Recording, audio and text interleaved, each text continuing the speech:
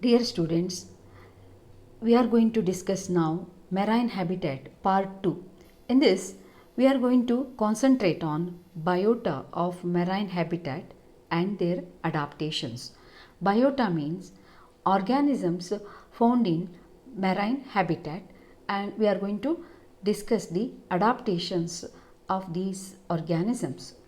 We cannot study as a whole, so we restrict ourselves to the three important area. One is the Neretic zone, the biota of Neretic zone, biota of oceanic zone, and biota of deep sea and their adaptations. What are adaptations? Any behavioral or structural modification in organisms that help them to survive better in its habitat. There are three main categories of adaptations: physical, physiological, and behavioral. Here in this picture, you will able to see the adaptations for marine habitat. So the physical adaptations you can see in the case of this gastropoda, where you can see this is the periwinkle, where you can see the adhesive foot. It helps firm attachment to the rock, so that the splashing of the water is not going to carry this. The similar adaptations you will find in the barnacles. So these barnacles firmly attached to the rock substrate. Then physiological adaptations you can see in the case of these marine fish, where you can see the swim bladder. Swim bladder produces gas. There are gas glands, and gas produced here filled in this swim bladder, and which helps them for swimming. Behavioral adaptations you can see in this school of fishes or group of fishes. They are they are rarely solitary. They move in groups. It is called a school of fishes, and it is help them to the the alarmed with the predator approach. So, biota of marine ecosystem and their adaptations. Oceans and seas are home to rich and diverse marine life. The depth and distance from shore strongly influence the quantity and biodiversity of the plants and animals that live there. Deeper and farther away from the land have few basic life forms like bacteria, microscopic planktons, and shrimps. Biota of Neretic region or littoral zone or near shore zones and their adaptations. Littoral communities are richer and diverse as it forms an ecotone in between terrestrial and marine ecosystem. Ecotone is a transitory zone between two major habitats, terrestrial and marine ecosystem. Shore region, or else the Neretic zone is a ecotone. It is rich in biodiversity. Wave action, tides, salinity, and temperature form major limiting factor of this zone, and they affect the distribution of biota in this region. To resist the wave action, organisms adapted in various ways. Seaweeds they have flexible bodies. Starfishes, sea anemones, octopus, and crabs, they have flexible leathery integuments. Sponges and ascidians have adhesive basal regions. Biota of a Neretic zone, where what are the producers there? Producers are mainly phytoplanktons. Phytoplanktons such as diatoms, dinoflagellates, Phytomastagina, plant-like protozoa, green algae, red algae, brown algae, they are anchored to shallow bottom through holdfast. So you will find some phytoplanktons and zooplanktons here in this picture. So phytoplanktons they are diatoms, dinoflagellates, and euglena like protozoa. and the zooplanktons are the ones, they are copepods, and they are cladophores. The biota in the neritic zone or the shore region, they differ, they vary on diurnal tidal variations, and they also vary in sandy shores and rocky shores. Biota of rocky shores. Rocky forms or rocky shore organisms, they are found on the hard substratum, so they have their structures for the attachment. They many are sessile animals, they have a hold fast or some adhesive disc or adhesive foot for the attachment.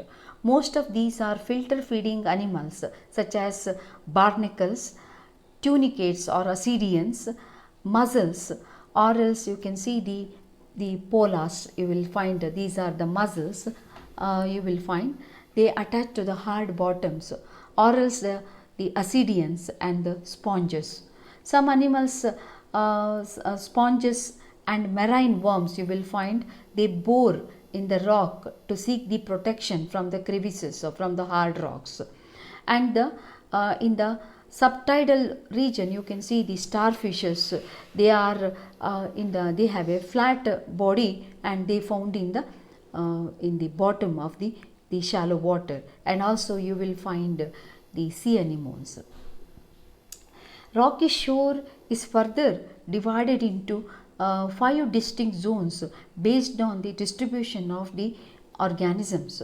So, bare rock zone or blue green algal zone, where you will see blue green algae, spray zone, where you can see the water splashes on the rocky shore, where you will find mainly the barnacles. Then brown algae zone, then you will find red algae zone, then oyster zone, and these are the brown algae zone, also called oyster zone, where oyster mainly dominate. So in this way you can see the supratidal, intertidal and subtidal zone. You can see the varieties of animals and showing adaptations. So this again rocky shore, you will find these are on the bare rock, you can see it is the splashing zone where you will see the periwinkle and limpets. Then you can see the supratidal zone, where you will find periwinkle and limpet again, and also you will find hermit crabs. Then you will find the intertidal zone, where you will find mussels. So they are freshwater mussel like the bivalves or molluscans. They are found in the sea or the rocky shore. See, these are the sea mussels, or they are called mytilus, and sea lettuce. These are a type of algae, and you will find hermit crab in this zone. Then you will find in the subtidal zone varieties of echinoderms and sea anemones you will able to see. Similarly, you will find here this is the rocky sandy shore. In the sandy shore also, these are the supratidal zone, intertidal zone, subtidal zone. So in the supratidal zone, burrowing animals or burrowing annelids and shore birds you will find. Then intertidal zone also you will able to find burrowing gastropods and the annelidan worms or polychaetes, and also you will find in the subtidal zones you will find echinoderms. So biota of oceanic or open water, this region. So you will find the producers in this region, they are planktons, phytoplanktons, then zooplanktons are found in this region. Then in the abyssal and the bathypelagic region, so you will find the whales, then you will able to find large fishes, they can swim in this water. So in the deep sea, you can see, we'll come to that later. So oceanic zone or open water zone, where you can see mainly the phytoplanktons. These phytoplanktons are very important. They contribute 50% of the atmospheric oxygen. Their photosynthesis activity releases oxygen to the atmosphere. And other the zooplanktons, you will able to find rotifers, nematodes, hydroids, polychaetes, copepods. All these you will find in this picture. These are the zooplanktons. Phytoplanktons are the diatoms. So biota of deep sea and their adaptations. So in deep sea, the animal phase, producers are completely absent here, but the animals or the consumers, they face a lot of problems in terms of or limiting factors in terms of pressures, high water pressure, then light, there is total darkness you will find, temperature, very cold water, and in the water, lack of nutrients. So these are the problems in the deep sea environment. In deep sea environment, producers are absent due to total darkness, and you will find detritivores, some crustaceans, polychaetes and echinoderms. They feed on dead animals and dead organisms, and some actively predating carnivores dominate the sea. They are mainly fishes. Then shelled foraminifera radiolarians, these are protozoans, shelled protozoans, sea cucumbers, starfishes, sea lilies, sea urchins, brittle stars, sea anemones, and the molluscans, clams, found in the soft bottom of the sea, which is rich in sediments and organic matter. So you will able to find detritivore sea cucumber here. All these are varieties of shelled protozoans foraminiferans. Biota of deep sea fishes are, they are flat bodied.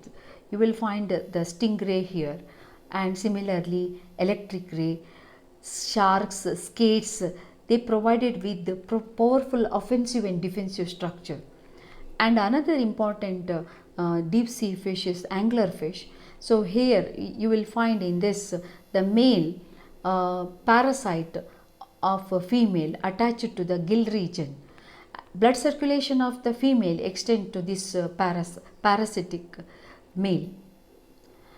Adaptations to high pressure you will find in the deep sea fishes.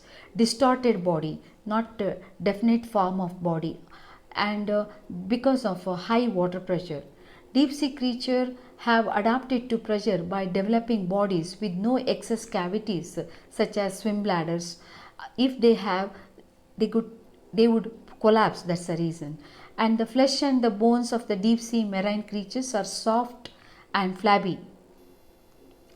So then another, in the total darkness, they have adapted produce light. It is called bioluminescence, light emitting organs.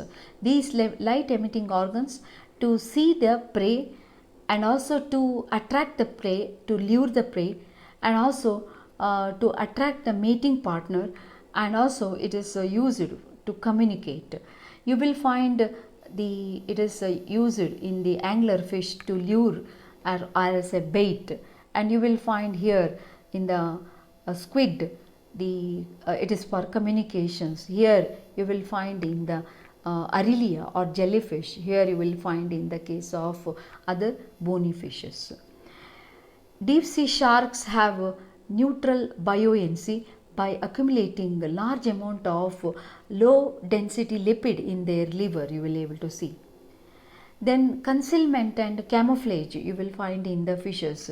You can you able to see how the damsel fish looks like a rock here, and the seahorse looks like a seaweed. In deep sea environment, scarcity and lack of food, lack of vegetation, deep sea fishes you will able to find large upturned mouth, powerful jaws and powerful teeth, and highly distensible stomach, and whenever they get food, they can able to store food in the stomach, and they also highly developed olfactory sense. So these are the adaptations you will able to find in marine habitat. So what are the questions in this marine habitat? Marine habitat, you will able to find limiting factors in marine habitat, zonation of sea, adaptation in shore animals, deep sea adaptations. These are expected questions in this topic. Thank you.